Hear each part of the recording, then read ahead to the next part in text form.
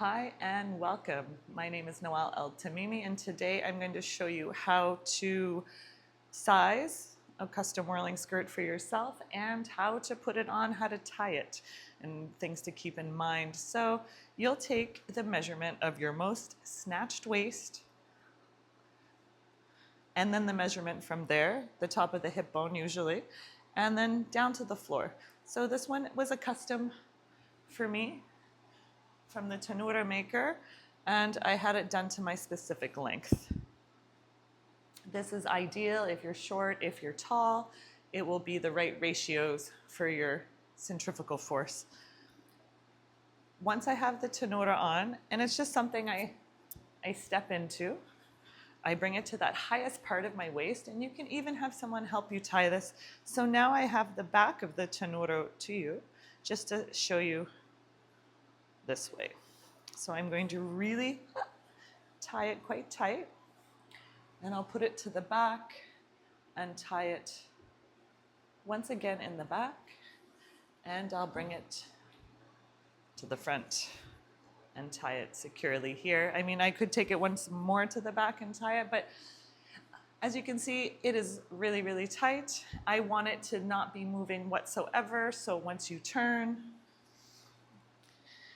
so the skirt flares out when we start to turn, brings our centrifugal force in our center more center. And if I give it a little whip, so you want to be able to have this flying without the skirt moving at all. So that is how you size your skirt, and that is how you make sure it is securely attached. For these basic skirts that I distribute, these are technically an underskirt. So when you are turning, let me show you, the bottom of the skirt, if you're on a high stage, will be visible from anyone that's looking down. So that is a color or a pattern. Mostly I deal with the solid color skirts, but you can really have any type of custom design. It's very elaborate if you like.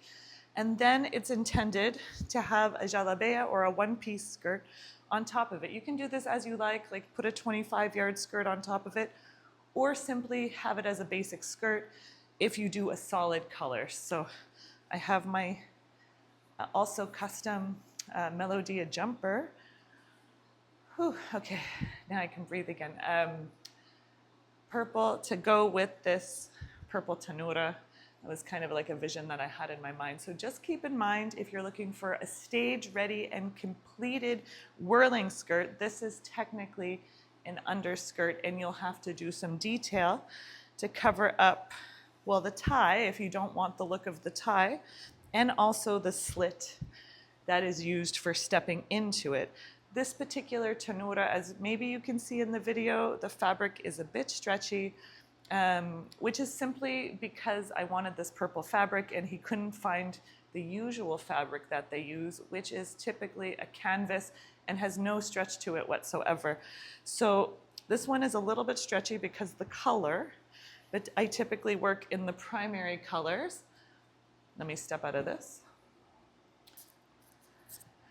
So I typically work in the primary colors, white, black primarily, red, some blue are out there, brown, lots of black and white. And those are typically a very strong, non-stretchy canvas that flies. So this one moves a little bit differently. It has a bit of a pulsation to it, more than the standard one. So just keep that in mind. Next, I'm going to show you how do I organize my tanura. I was whirling, now it's time to put it away. It's a very large piece of equipment. So here's what we do. You open it onto the floor, and I take one of the edges of the rubber. It comes sometimes in different widths. You just kind of get what you get unless you put a special request. I'm going to roll it as tight as I can over itself. And then it's important that I keep the skirt from tangling. So I'll turn like this, rolling. And I have to keep making sure that I keep it untangled, and I'm keeping the two ends because I kind of have the skirt folded in half. I keep the two ends together, and I have to even like use my body and keep releasing the fabric to keep it organized. So I'm creating a roll.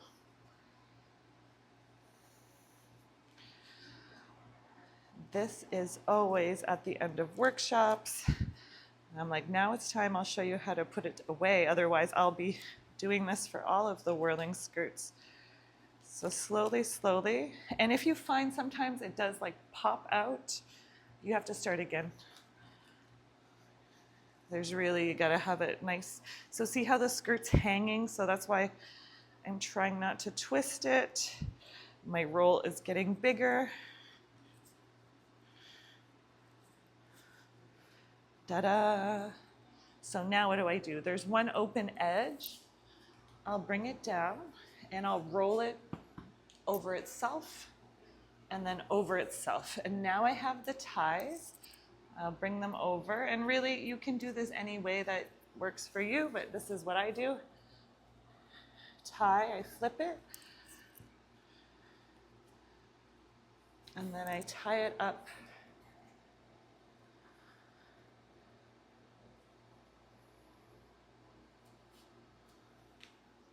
And then I have it in this little package, and that's it.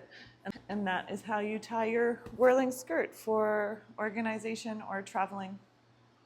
Anyway, that is my information for today about the whirling skirt.